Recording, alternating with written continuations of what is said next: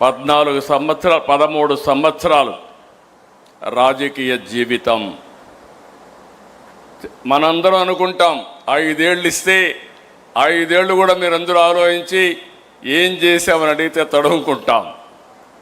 13 సంవత్సరాల రాజకీయ జీవితంలో అద్వితీయమైనటువంటి ఒక హిస్టారికల్ చరిత్ర సృష్టించిన వ్యక్తి ఎన్టీఆర్.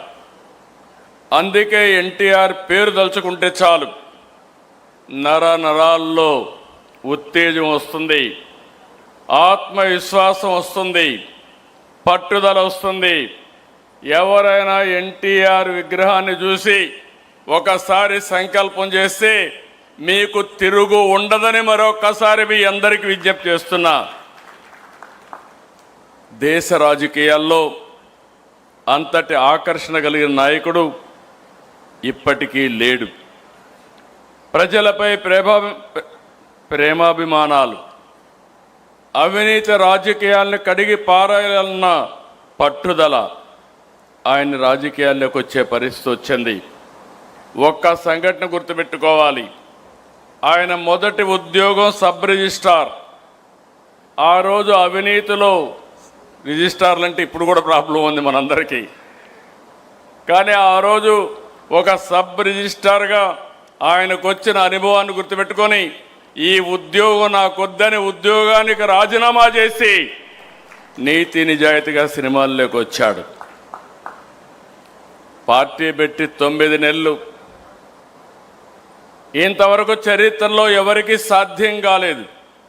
9 నెలల్లో పార్టీ పెట్టి ముఖ్యమంత్రి అయ్యారు. ప్రాంతీయ పార్టీ అయిన తెలుగుదేశం జాతీయ రాజకీయాల్లో కీలక పాత్ర పోషించింది. ప్రధాన ప్రతిపక్షంగా వ్యవహరించింది. గవర్నమెంట్లు ఏర్పాటు చేయడానికి దోహదం చేసింది.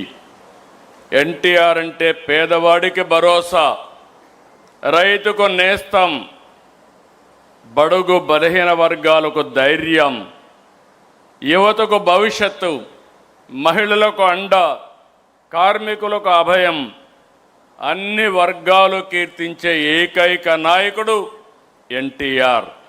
సమాజమే దేవాలయం, ప్రజలే దేవుళ్ళనేది పార్టీ సిద్ధాంతంగా మార్చారు. ఇప్పుడే కాదు, భవిష్యత్తులో కూడా ఇది మనందరికీ ఆదర్శం, ఇది ఒక సిద్ధాంతం అని చెప్పి కూడా నేను మీకు తెలియజేస్తున్నా. పార్టీ పసుపు జెండా అంటే తెలుగువారి ఆత్మగౌరవం, తెలుగు ప్రజ